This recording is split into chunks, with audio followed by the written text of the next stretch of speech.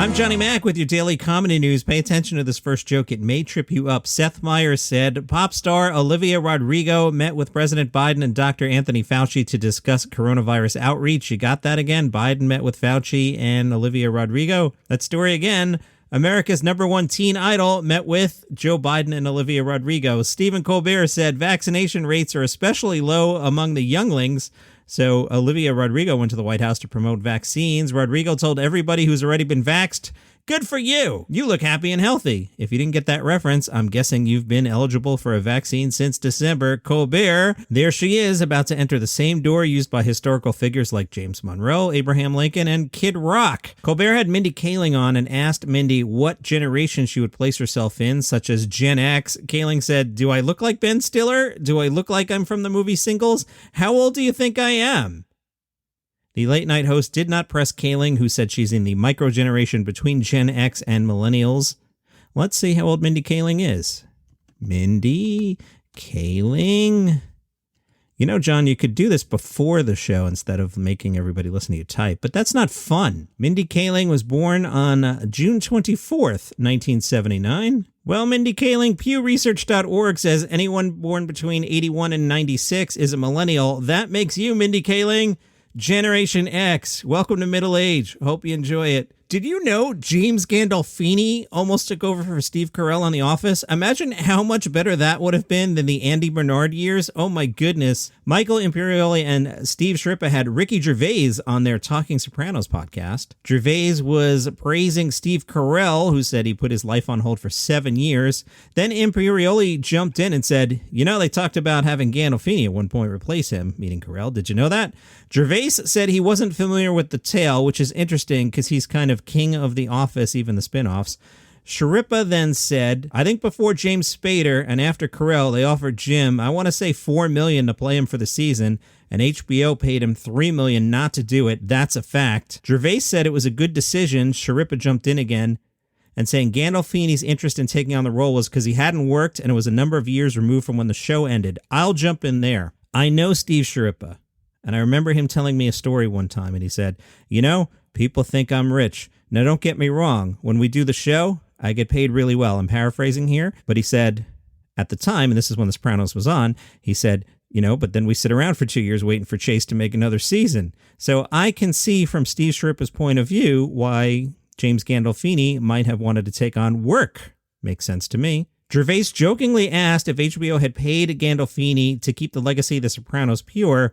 Sciarippa said the actor still had to deal with the studio, saying, I guess that, and he also had to deal with them. He was doing the night of, developing that. The Gandolfini story was first revealed back in 2020 in Andy Green's book, The Office, The Untold Story of the Greatest Sitcom of the 2000s.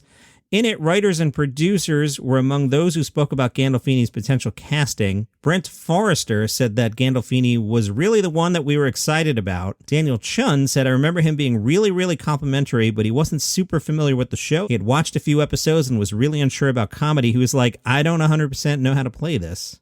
The team was in early development stages with the potential character, and Forrester recalled the actor saying yes, but ultimately Gandolfini turned it down. But Forrester said it was really, really close to Gandolfini being the boss. That character became James Spader's character. Another producer said, I don't think that we stopped talking to him. I mean, that conversation went on for some time, but he had other shows that he was developing for himself, and it's just part of what his focus was, so I don't think he was necessarily ready to just jump into that role. Boy, that would have been awesome. From Snopes, Tom Segura has posted a photo to his Instagram page that appeared to show he had been injured. The picture showed a cast on his arm with the caption, "Oh, for F's sake." That made people think that Segura had hurt himself again. Remember, he got hurt a few years ago. Minutes after, Segura uploaded a video where he explained that he had not, in fact, been injured again. He said the reason for the cast on his arm was because of a nerve that wasn't healing. This is surgery on a nerve, an effing nerve that wasn't healing right in my arm. There's no fall. I didn't jump. I didn't do anything crazy. They just said, your nerve's not healing right, so we have to operate. So they did, and that's all that happened. And I should be fine. I effing hope so.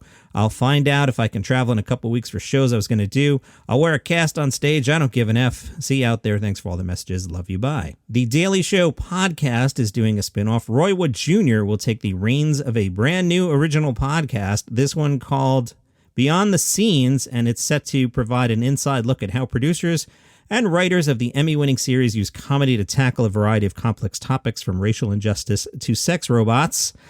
My take here, and I've got some expertise in podcasting, and I've worked with Comedy Central. This to me sounds like they want to sell some more inventory and they want to give Roy some work and they don't really have an idea. I'll read it to you again. It's an inside look at how producers and writers of the Emmy-winning series use comedy to tackle a variety of complex topics from racial injustice to sex robots. That's not going to do well. Sorry, guys. Cristela Alonzo will host the CW's reboot of the obstacle and trivia adventure game Legends of the Hidden Temple. I didn't know what this was because, like Mindy Kaling, I'm Generation X. But Cristela Alonzo said, having grown up on 90s pop culture and actually being a fan of the original Legends of the Hidden Temple, I am thrilled to be hosting the new updated version of the show. The biggest challenge for me on the show will be trying to simultaneously host it and contain my geeked out excitement at the same time. Apparently, Nickelodeon first aired Legends of Hidden Temple back in 1993. Somebody named Kirk Fogg was the host. Millennials right now are like, how do you not know who Kirk Fogg is? I have no idea, millennials, who Kirk Fogg is. None. Zero. You know what? For the second time this episode, I'm going to Google. I'm going to make you listen to me type. Kirk Fogg. First thing that comes up is Kirk Fogg's IMDb. He was born in 1959. He's an old dude. That's 10 years older than me, man. Let's see what he's been in. The Legends of the Hidden Temple TV movie from 2016. He was in Veronica Mars as District Attorney in the pilot. Didn't get a name there. He played Matt in Alien Space Avenger back in 89. And of course, who can forget his job hosting Legends of the Hidden Temple from 1993 to 1995. I know I can't forget it.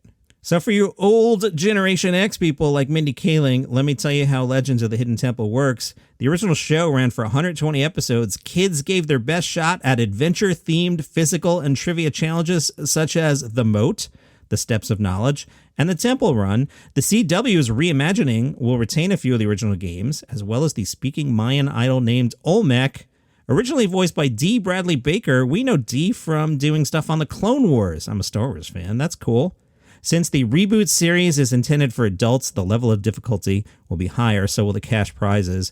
Second, Glenn, we should go on this. This sounds like our kind of thing. Trivia questions plus, not that hard physical challenges. We're in. Suit said, when we decided to revisit Legends of the Hidden Temple, we wanted a host with stature who also had the humor of a stand-up and the energy of a camp counselor. That's Cristela Alonzo. She's perfect. From ourcommunitynow.com, say it with me, your home for comedy news. Gabriel Iglesias, he was in San Antonio and he stopped by Max and Louie's New York Diner. They posted it to their Facebook page. They're very excited about this. They said, Gabriel Fluffy Iglesias loving our fluffy challah French toast grilled cheese. The owner says Gabe has dropped in multiple times over the years. He's been there twice in the last 2 weeks, ordering favorites like the skirt steak entree to pastrami chili cheese fries. The owner says the French toast is one of the most popular items. The plate in the photo consists of 2 pieces of the challah French toast, a lot of cheese, bacon, topped with sunny side up eggs. The article says Iglesias was not immediately available to comment. Imagine you're like Gabriel Iglesias' person and does he have time to comment on his food he got at the diner? Speaking of comedians of Mexican heritage and food, that made me wonder what George Lopez was up to. So I Googled George Lopez tacos. Nothing new on the restaurant front. But he did talk to Mashable, and they wrote, although his sitcom, George Lopez, had been a big success, he had a challenging time with his talk show, Lopez Tonight. I've mentioned before, I saw Lopez in concert around the time that TBS show was airing. He talked some big-time trash and did not nail it. But as Lopez tells it, the show was fun to do and performing well, which is why they canceled it, of course. But every day, executives told him he could do better. I think they were afraid of what the show could be. One day, not as many women were watching it. The next day, too many women were watching. Then no Latinas were watching. In other words, TV executives were enthusiastic as long as he was their version of George Lopez. And they never just hired me and left me alone, man. They hired me, and then they change you. That is your comedy news for today. Normal episodes on the weekend. Follow the show on Spotify, Google Podcasts, Apple Podcasts, wherever you get your shows. If you like what I do here, you can buy me a coffee at buymeacoffee.com/daily comedy news. You throw $5 in the virtual tip jar. I take your money and I go to the National Donuts chain and I get a large iced coffee with caramel and milk. And I thank you for that. See you tomorrow, everybody.